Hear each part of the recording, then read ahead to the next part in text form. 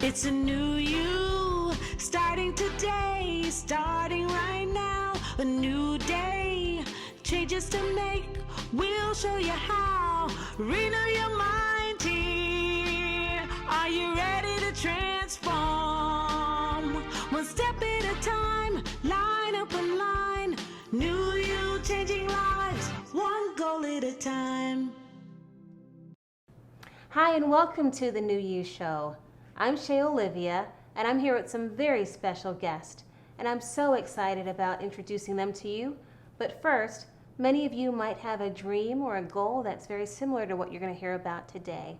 And if that's you, we would love to hear from you. Reach out to us on www.newyoushow.com, and we'll be glad to listen and be part of your journey towards your goal. But now, our special guest. So James, say hi to the community. Hello. And then also Stephanie, his wonderful mother, say hello to the community as well. Hello there. And these are two fabulous, fabulous speakers that we have today, our guests. And I'm so glad that you allowed us to be here with you to share a little bit more about James's story. So many of you might have a goal just like James does, and he's going to share a little bit about that with us today. But you might be aspiring to be a wonderful, masterful piano player, or you might just want to play a little bit of piano, kind of like I do every once in a while. But we're going to share a little bit about James's story right now, and if that's you, we definitely want to hear more from you as well. But first, all the attention is on you two beautiful people with us today on the show. And so, Stephanie, tell us a little bit about James's ability when you saw that he could play several years ago. How old was he? Initially, when I discovered that he could really play, he was 13 years old. Wow. He had never had any formal training, and certainly he wasn't reading music to the level that you'd expect somebody playing that well. And for me, it happened overnight.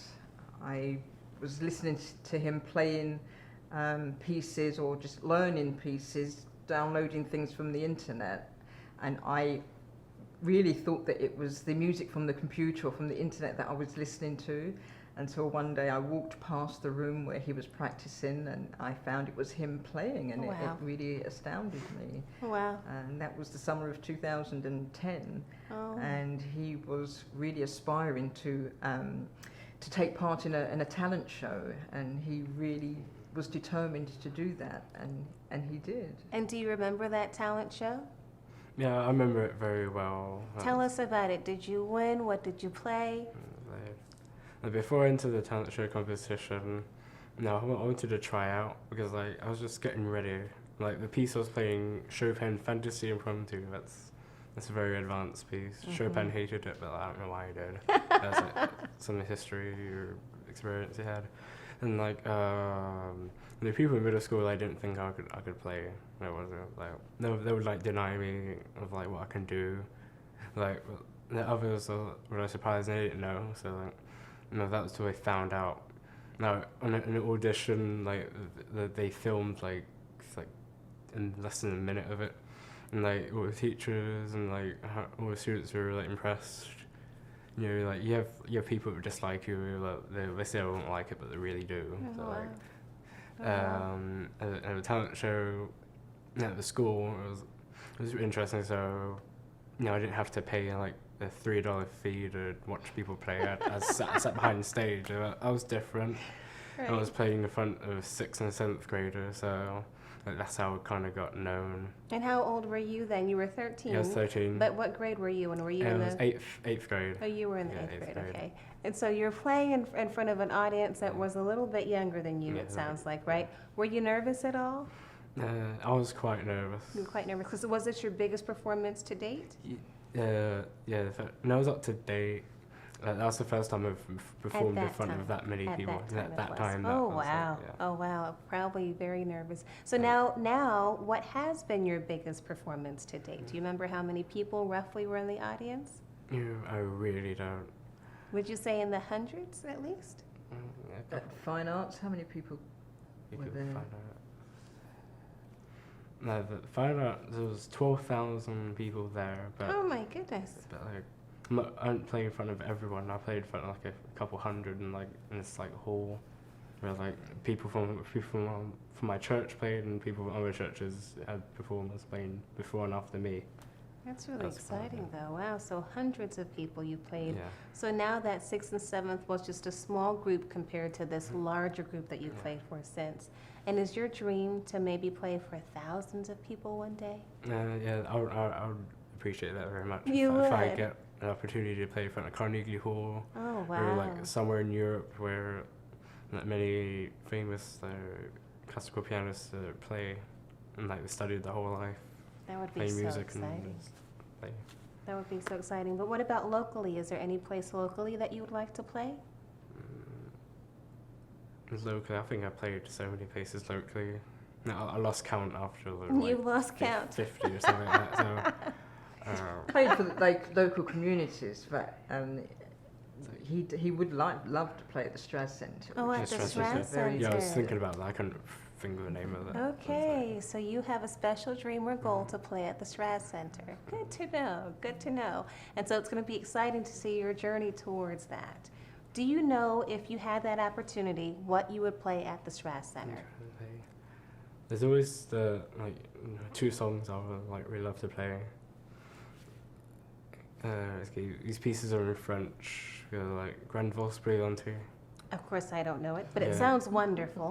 And the piece I just played, Fantasy Impromptu by Chopin. Oh, okay, Those two pieces fantastic, I like to play. fantastic. And why those two? Yeah, those two pieces are well known. If in your childhood, if you've ever watched like many episodes of Tom and Jerry, like these are Yes. play, but some of them they were in one of the shows like Nobody Loves Me, and Tom and Jerry, and like You remember it's- the name of the show? That's yeah, so and cool. I remember like the mouse was like in a cheese, and he had like a tutu, and it was dancing. Oh, and yes. one of the Jerry pieces, was dancing with the Yeah. tutu. Yeah. I remember and it. that piece I can play the piano, but I play do the full. remember that the full, one. yeah. Yeah, because it was weird for me that Jerry, who's a boy or male mouse, was wearing the tutu, so that's why I remember that. It was a pink tutu. Mom, how do you feel when you hear James play? Oh, What it- feelings come to mind? Or It absolutely delights my heart because of where he's come from and the struggles that he's had in the past, and the fact that he expresses himself a lot more through his music. And just for me, it's the joy on other people's faces when they hear him play, and they hear a little bit about his background and the wow factor, I guess, because for someone so young and for someone who, like I say, he has autism and he has overcome some of the struggles connected with that. sure. And now he just plays so well, and like you say, he's in front of audiences large and small, and he takes it in his stride. But it is absolutely heartwarming It to is. hear him, and to me, for me, it's just letting other people know that there is hope. And as you said at the beginning, there is no bar to what somebody can do once they put their mind to it. Absolutely. And really, and it is my belief that it's a God-given talent, and I encourage him every step of the way, because God has laid this on him, and he has good things and great things in store for him, He sure does. sharing with other people. And I think what you said is two key things that I'd love for you to elaborate on for our community at home. And that's the struggle. You talked a little bit about the struggle. And some people might be looking at James and say, but he's a handsome, good-looking man. He's, he looks fine. But with autism, looks aren't everything, right? And it sounds like he's overcome some things. So can you share with the viewers at home a little bit about that struggle? What was it like for you and for your loved one and for James? Share a little bit about that so they can see the success that he's come to now. Well, right from the beginning, like I say, at the age of 3, he was diagnosed with autism, and I'd known that something wasn't quite right. Maybe a year before that, and he got the diagnosis at 3, and it was a surprise. It was unexpected, but it was something I decided you overcome it, you get over it, and kind of move forward. That's right. And that's what I decided to do. He was given all sorts of consultations with doctors and therapists through his earlier age, And so he had, speech therapy, occupational therapy. He had hearing tests, eyesight tests. Wow. All this took him out of school a great Quite deal, a doctor's bit. appointments and things. A lot. Obviously, it was good because it was helping him, but it was still taking him out of school. Taxing on his education. He didn't and actually start speaking until he was 3, and so he was playing catch up all the time throughout Right. his school life. There was a little bit of bullying early on in his age as well. He had other diagnoses such as Tourette's, ADD, Asperger's, things under the autism spectrum. So yes, there was a lot of struggles and teasing, bullying, but he overcame those. He did He overcome took them all in those. his stride, and just to see him playing and the results that he's achieved now, because he's played in various community events, ribbon cuttings for the Chamber of Commerce, Relay for Life events, lots of charity events, and I think that's where his heart lies. He likes to give, and so he gives of his time, he gives of his talent, and just to see the reactions of people's faces when they find out that he's only been playing at this level for 3.5 years, maybe It's 4 amazing. years, It's that amazing. he had no formal piano lessons, yeah. no formal kind of training, and that he plays mainly by ear. That is so So exciting. really, And right, it's amazing. And how do you feel? Do you feel like you're different when you think about yourself and the other kids in terms of your special gift? Yeah, I feel like quite different. Do you feel like you're better than them because you can play piano so well? I don't think I'm better than them. You're like, there's probably like a lot of students that could drive. No, I can't drive yet. Not yet. No, I kind of want to drive to school by myself before I graduate. Don't rush into that. Take it from me. You will eventually when the time isn't right. It's different for everybody. Okay. But you do want to drive one day, and that makes sense. And Yeah. you will be able to drive one Yeah. day. That's absolute. But in terms of your piano, you feel like, yes, some people have different gifts, and you agree that your piano is your gift. That's awesome. That's great. And you continue to give back with your gift as much as you can. Yeah, I do that. a You lot. do. You do. Yeah, And and ask for like a certain amount of money paid. So that's really nice. So you give whenever you can give, Yeah, and you give. donate whenever you can. Yeah. You can, like your mom said, which is awesome too. And what do you see yourself doing 20 years from now? What do you look like? What are you doing? Where are you? How's piano in your life? I look like someone like nearly as good as I can't remember his name. Everyone kissing that one. Is that a celebrity? No, that's some pianist. I Oh, think he's- okay, okay. I think he's like Korean and like he travels the world playing the piano. So I kind of want to do that. You kind of want to do that. Yeah. Okay. Just see halfway across the world and experience that. Probably speak to like professors in China or maybe like just to show them my life experience and what I've done with the piano and where I want to be. That's really interesting. So do you ever want to put pen to paper and write songs? Do you think you'll become a songwriter? I could be, but You could be. It would take time off my hands and free time of this to compose and brainstorm ideas of what sounds good or what should be a piece. Or any life experiences that I've had. I'm only 16, so it's a little bit. You still had a Yeah. life experience Yeah. at 16, so Yeah, so we'll just continue to grow. The older you get, right in the U community, that's how it is. The older you get, the more life experience you have. I think so. all music without lyrics have a story behind it. For Chopin, it was mostly about women. And what do you think yours will be? What will be behind your story? Probably the same, but About women, you think? yeah. Why? Do you think That- you're a passionate romantic at heart? I never show how romantic I am because of my shyness. Because I don't really, that's not something I put on my complete mind to. Because I've made mistakes through when I was really young, and it's I think I don't want to do that again. Yeah. So thank God for grace, Yeah. right? And Yeah. thank Yeah, God we we do. can get through our mistakes and just continue to be better. But I think it's interesting that you said you'll be able to be inspired by something. And I think it's good to be inspired. That helps to create the creativity, right? And you're composing as it may come. So very exciting for you. Very exciting. Is there anything that you would tell people who say, you know what, I really want to learn how to play piano, but I have this disability, or I really want to play piano, but I just don't think I can do it, or I really want to play piano, but I don't think I have the time? What would you tell them if that was them telling you that and they know how great you are? Yeah. Well, I'm not too sure about like if someone like had a disability and they wanted to play piano.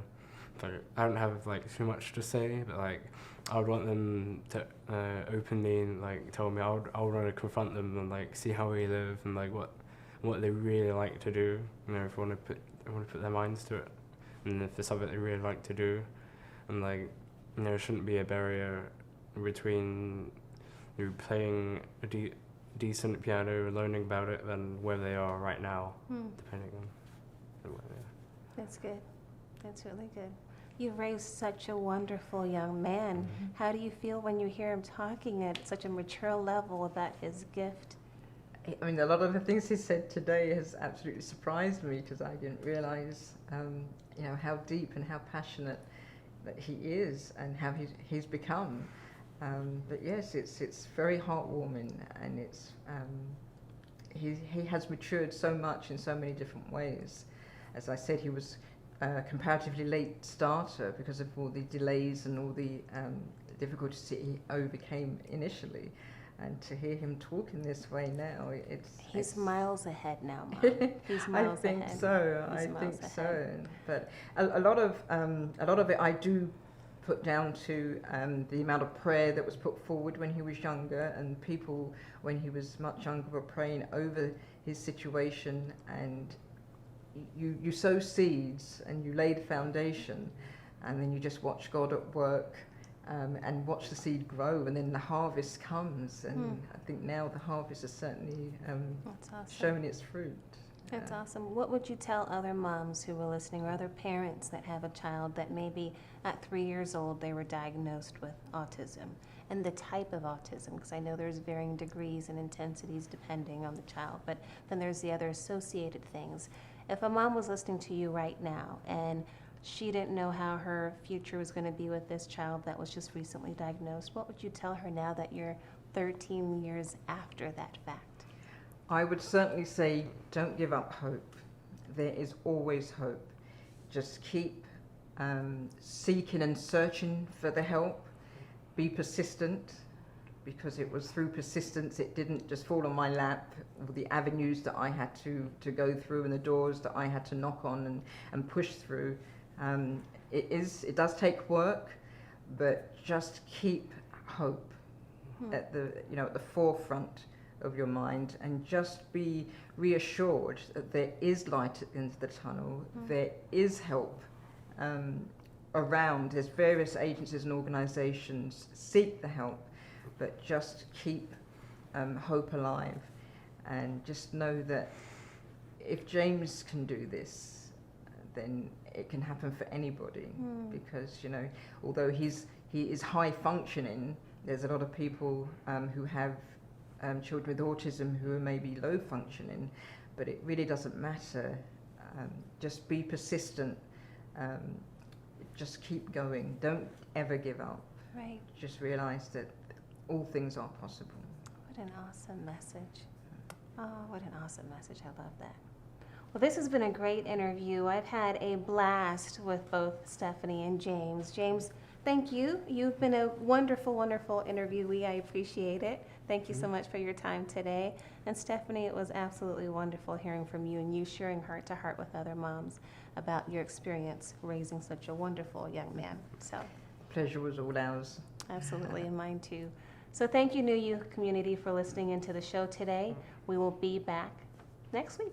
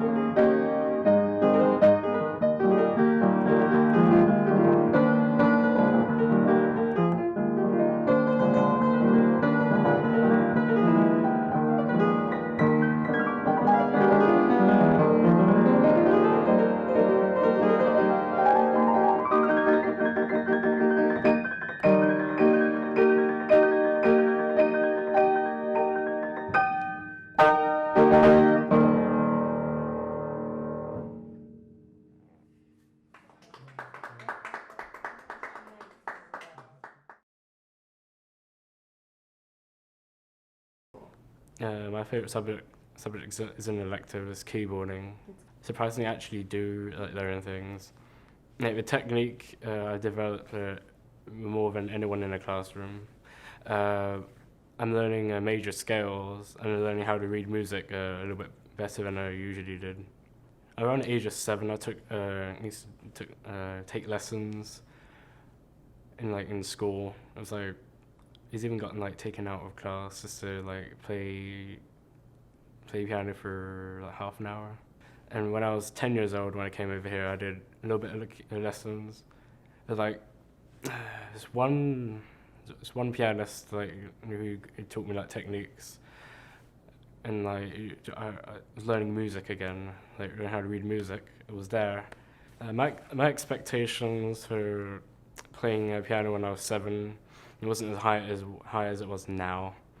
You know, I didn't know you could make money like learning how to play pieces in front of people, and like there was points where it got a little bit too hard and it felt like doing it, or you have that mistake where you tell yourself you can't do something. Or I told myself I couldn't like do that. I started gaining interest when I was 12, and I was like, you know, I'm usually easy at giving up, and like yeah, like when I was 13, I'm like, this is something different. This is a kid. It was like a kid in our school that would win the talent show like every year, but he would play piano. So I'm thinking to myself, why can't I do that? Like, what's stopping me from doing that? Yeah, I kind of feel like I'm that kid because like usually when it comes to piano competitions, I usually win. Sometimes if I listen to myself playing the piano, like I won't make any mistakes. I did techniques right. I did it right, and like I actually enjoyed it when I play, and I like it. Most of the time, no, I don't find it anything like special because like it's like I watch people and play piano on YouTube and like I think how experienced they are instead of me. So like like oh, I wish I can do that perfectly. Like recording like a live performance when people play piano, like I kind of like to want to do that, like how like skilled they are. So you have to really want it. It's something you have to want. It's like no one can force you to play good. Like it can't be forced. You have to have a high interest in it, and you have to sacrifice your free time.